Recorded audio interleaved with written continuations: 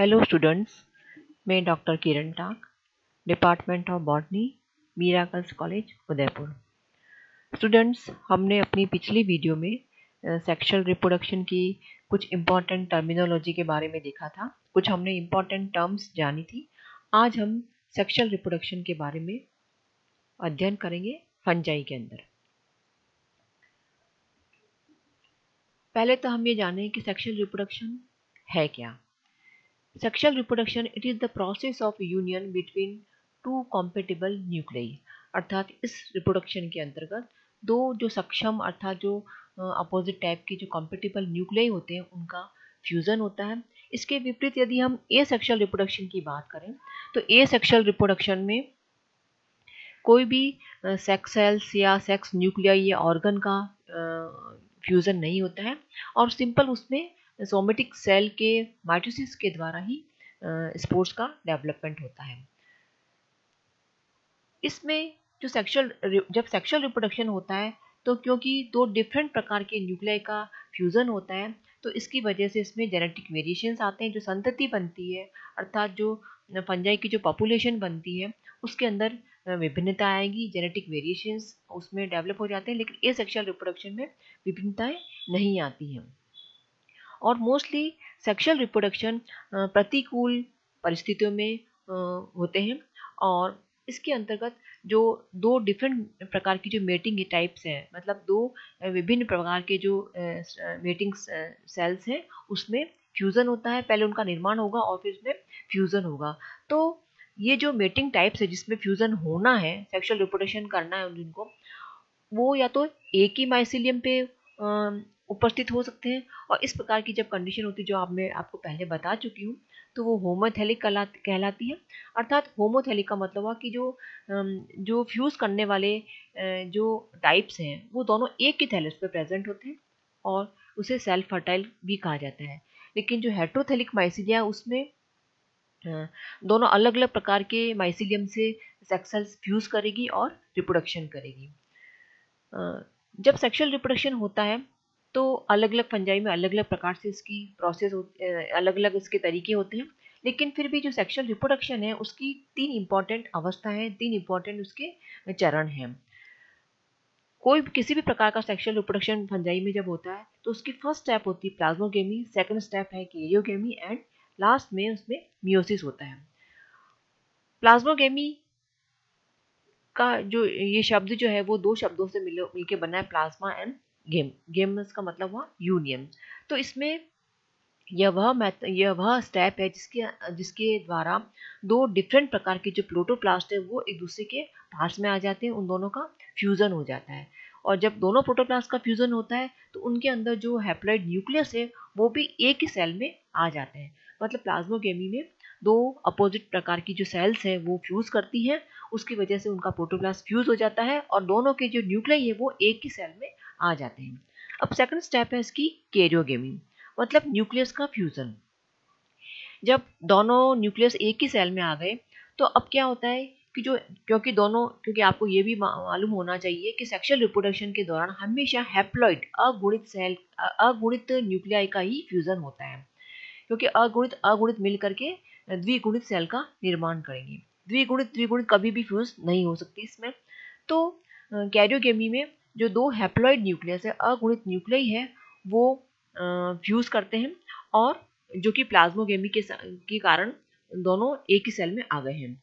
और जब वो फ्यूज करेंगे तो एक द्विगुणित डिप्लॉइड न्यूक्लियस का निर्माण करेंगे जिसे हम क्या कहते हैं, जाइगोट। तो जाइगोट क्या है, एक सिंगल सेल स्ट्रक्चर है लेकिन इसका जो न्यूक्लियस होता है वो कैसा होता है, डिप्लॉइड प्रकार का होता है।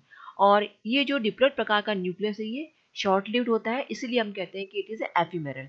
मतलब इसका या तो ये कई स्थिति में ये रेस्टिंग स्पोर के रूप में जा सकता है, लेकिन ये शॉर्ट लिव्ड होता है। तीसरी लास्ट स्टेप है सेक्सुअल रिप्रोडक्शन की मियोसिस, अर्धसूत्री विभाजन। इसके अंतर्गत जो क्रोमोसोम डिप्लॉयड हुए थे वो उसका जो डिप्लॉयड क्रोमोसोम हुए हैं न्यूक्लियाई के अंदर उनका रिडक्शन होता है और क्रोमोसोम की संख्या इसमें आधी रह जाती है, हैप्लॉइड नंबर के बराबर। इसमें जो डॉटर सेल्स जो बनती हैं उनके न्यूक्लियाई में क्रोमोसोम की संख्या अगुणित हो जाती है वापस और हैप्लॉइड हो जाती है। तो ये तीनों step plasmogamy, karyogamy and meiosis sexual reproduction की इम्पॉर्टेंट स्टेप है और ये हर फंजाई में होगी। अब हम बात करते हैं पहली स्टेप, जो प्लाज्मोगेमी है, जो कि अभी हमने पढ़ा कि इसमें दो डिफरेंट अपोजिट मेटिंग टाइप की जो सेल्स है उनका प्रोटोप्लास्ट फ्यूज होता है और उसकी वजह से दोनों केंद्रक एक ही सेल में आ जाते हैं। फंजाई के अंदर प्लाज्मोगेमी जो कि फर्स्ट स्टेप है सेक्सुअल रिप्रोडक्शन की, ये डिफरेंट तरीके से होती है और डिफरेंट प्रकार की फंजाई में डिफरेंट तरीके से पाई जाती है। या फिर ये हम कह सकते हैं कि फंजाई में सेक्सुअल रिप्रोडक्शन डिफरेंट प्रकार का होता है। बाकी कैरियोगेमी और मियोसिस तो सब में होना ही है, लेकिन प्लाज्मोगेमी का अर्थात दोनों न्यूक्लियर को पास पास लाने के डिफरेंट तरीके हैं, डिफरेंट मेथड्स हैं। अर्थात प्लाज्मोगेमी के डिफरेंट मेथड्स हैं। पहला इंपॉर्टेंट मेथड है इसका प्लानोगैमेटिक कॉपुलेशन। प्लानोगैमेटिक कॉपुलेशन को हम चल युग्मकीय संयुग्मन भी कहते हैं। प्लानो से मतलब हुआ चलायमान, मतलब इसमें जो चल बीजाणु होते हैं उसका चल जो गैमीट्स होते हैं उसका फ्यूजन होता है। और इसके अंतर्गत प्लानो से मतलब जो गैमीट्स जो है वो जिसमें फ्लैजिला होंगे, जो एक तो होता है अचल और एक होता है ए प्लानो मीन्स अचल और प्लानो मीन्स मोटाइल जिसको हम कह सकते हैं। तो इसमें दो मोटाइल गैमीट्स का फ्यूजन होता है। जनरली क्या होता है कि जो जूस स्पोरेंजियम में जब स्पोर्स का डेवलपमेंट होता है तो उसके अंदर जो स्पोर्स बनते हैं वो मोटाइल होते हैं, और उस जूस स्पोरेंजियम के जो अंदर स्पोर्स डेवलपमेंट होता है उसको क्या बोलते हैं, जूस स्पोर्स बनते हैं। और उसमें क्या होता है, जब ये दोनों जूस स्पोर्स जो कि नेकेड गैमिट होते हैं और जो डायरेक्ट गैमिट्स की तरह एक्ट करते हैं, और इनमें से ऐसा भी हो सकता है कि एक गैमिट जो है वो नॉन मोटाइल हो या दोनों ही मोटाइल हो। और ये जो फ्यूज करने वाले जो गैमीट्स हैं, जो फ्यूज करने वाले जो जूस स्पोर्स हैं, उसमें ये डिफरेंट प्रकार के हो सकते हैं। इसमें इनकी गैमीट्स की नेचर, इसकी स्ट्रक्चर के आधार पर ये अलग अलग प्रकार का हो सकता है। एक होता है आइसोगैमेटिक आइसोप्लानोगैमेटिक कॉपुलेशन, या जिसको हम आइसोगैमी भी कहते हैं। इसके अंतर्गत जो फ्यूज करने वाले गैमीट्स हैं वो मॉर्फोलॉजिकल सिमिलर होंगे, लेकिन physiologically they are different. Means क्योंकि अपोजिट टाइप के हैं तो फिजियोलॉजिकल तो डिफरेंट होगा ही, लेकिन वो आकारिकी में सेम होते हैं। तो इस प्रकार के पॉपुलेशन को हम क्या कहते हैं, आइसोगेमस टाइप का पॉपुलेशन, जो कि मोस्टली आद्य यूनिसेलुलर फंजाई में पाया जाता है, जैसा कि एग्जाम्पल है इसका सिनकाइटम। अब नेक्स्ट प्रकार का प्लानोगैमेटिक पॉपुलेशन का नाम है एनाइसोगेमस टाइप। इसके अंतर्गत जो फ्यूज करने वाले गैमिट्स हैं वो मॉर्फोलॉजिकली सिमिलर होते हैं, लेकिन उनकी साइज भी अलग प्रकार की होती है और फिजियोलॉजिकली तो वो डिफरेंट होते ही हैं। इसमें जो छोटा वाला होता है वो मेल होता है और वो ज़्यादा एक्टिव होता है, और जो लार्जर साइज वाला है वो फीमेल कहलाता है और वो थोड़ा उससे कम एक्टिव होता है। तो जो मेल है वो फीमेल के पास रहता है। इसका उदाहरण है एलोमाइसिस की। एलोमाइसिस जीनस के अंदर इस प्रकार की एनाइसोगेमस टाइप का प्लानोगैमेटिक कॉपुलेशन पाया जाता है। और तीसरे प्रकार का है ऊगेमस टाइप का, जिसमें दोनों ही जो फ्यूज करने वाले जो गैमिट्स हैं वो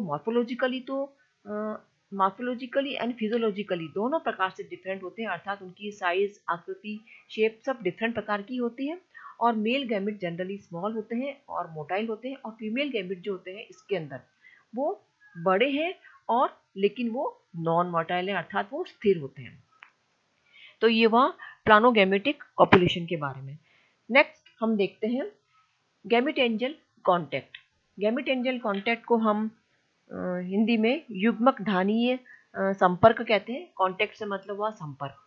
नाम से पता चल रहा है इसके अंदर कि दो डिफरेंट प्रकार के जो गैमिट एंजियम है उसका कॉन्टैक्ट होता है। तो इसमें क्या होगा कि जो गैमिट एंजियम है अपोजिट प्रकार के वो एक दूसरे के पास में आते हैं, जिसको कि हम मेल और फीमेल गैमिट एंजियम कहते हैं। और मेल गैमिट एंजियम को जनरली हम एंथीडियम कहते हैं और फीमेल गैमिट एंजियम को जनरली हम ऊगोनियम कहते हैं। एस्कोमाइकोटेना में जो फीमेल गैमिट एंजियम है उसको हम एस्कोगोनियम भी कहते हैं।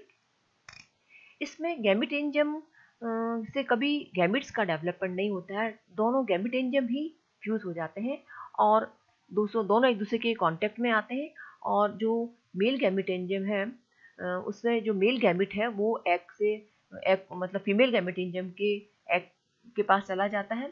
उसके लिए जब दोनों की जो कांटेक्ट वॉल होती है, दोनों जो मेल और फीमेल गैमेट एंजाइम की जो कांटेक्ट वॉल होती है वहाँ पर या तो छिद्र या पोर के द्वारा मेल गैमेट फीमेल की तरफ ट्रांसफर हो जाता है या फिर कुछ केसेस में जैसे कि एल्बुगो में मेल गैमेट एंजाइम से एक फर्टिलाइजेशन ट्यूब निषेचन नलिका का डेवलपमेंट होता है और उस फर्टिलाइजेशन ट्यूब के द्वारा male gamete female gamete enzyme अर्थात oogonium के अंदर चला जाता है। तो किसी में पोर के द्वारा चला जाता है और किसी में एक स्पेशल प्रकार की एक फर्टिलाइजेशन ट्यूब का निर्माण होता है जैसे कि एल्बुगो में। तो गैमेटेंजियल कॉन्टैक्ट के अंदर संपर्क होता है। तो अब आता है गैमेटेंजियल कॉपुलेशन। इसमें जो डिफरेंट प्रकार के जो गैमेटेंजियम है अर्थात जो मेल और फीमेल जो गैमेटेंजियम है फ्यूज करने वाली जो गैमेटेंजियम है उसका दोनों गैमेटेंजियम इस प्रकार से पास आ जाते हैं कि दोनों बाद में उनके बीच की जो कॉमन वॉल है बिल्कुल डिसॉल्व हो जाती है और दोनों के बीच की जो कॉमन वॉल जब डिसॉल्व हो जाती है तो एक सिंगल सेल का निर्माण होता है और उसके अंदर दोनों गैमेटेंजिया के जो कंटेंट है उसका प्रोटोप्लास्ट है और न्यूक्लियस है वो दोनों मिक्स हो जाते हैं और बाद में पता ही नहीं चलता है कि ये अलग अलग नहीं है। तो एक कॉमन इसमें स्ट्रक्चर का डेवलपमेंट हो जाता है, एक कॉमन कंबाइंड सेल का डेवलपमेंट हो जाता है। बाद में वो जाइगोस्पोर जैसे कि राइजोपस है, म्यूकर्म है, बाद में जो एक कॉमन सेल का निर्माण होता है उस कॉमन सेल के बाद में उसके ऊपर एक थिक आवरण डेवलप हो जाता है और बाद में ये जाइगोस्पोर कहलाता है जिसे कि जो कि एक रेस्टिंग स्पोर की तरह बाद में इसका डेवलपमेंट हो जाता है। जब फेवरेबल कंडीशन आएगी तो वो वापस आगे जर्मिनेट करेगा। अगला सेक्सुअल रिप्रोडक्शन का तरीका है स्पर्मेटाइजेशन। स्पर्मेटाइजेशन को हिंदी में हम अचल पुमणु युग्मन भी कहते हैं। कुछ फंजाई ऐसी होती है जिनके अंदर unicellular non motile male cell का निर्माण होता है जिसे हम क्या कहते हैं स्पर्मेशिया कहते हैं। एक्चुअल में this spermatia are the male gametes जिसे हम जो कि एक नर युग्मक कहलाते हैं और ये स्पर्मेशिया खूब सारी मात्रा में बनते हैं और एक प्रकार की थैलस में जब ये डेवलप होते हैं जैसे स्पेशली जैसे कि नहीं पिक्निडियम में डेवलप होते हैं तो जब ये डेवलप होंगे तो खूब सारे मात्रा में डेवलप होंगे और फिर ये हवा किसी के माध्यम से हवा पानी इंसेक्ट के द्वारा माध्यम से फीमेल गैमेटेंजियम के पास में लाए जाते हैं और या फिर सोमेटिक हाइफी से भी कांटेक्ट कर सकते हैं या फिर कुछ फंजाई में स्पेशल रिसेप्टिव हाइफी होती है उनके कांटेक्ट में आते हैं।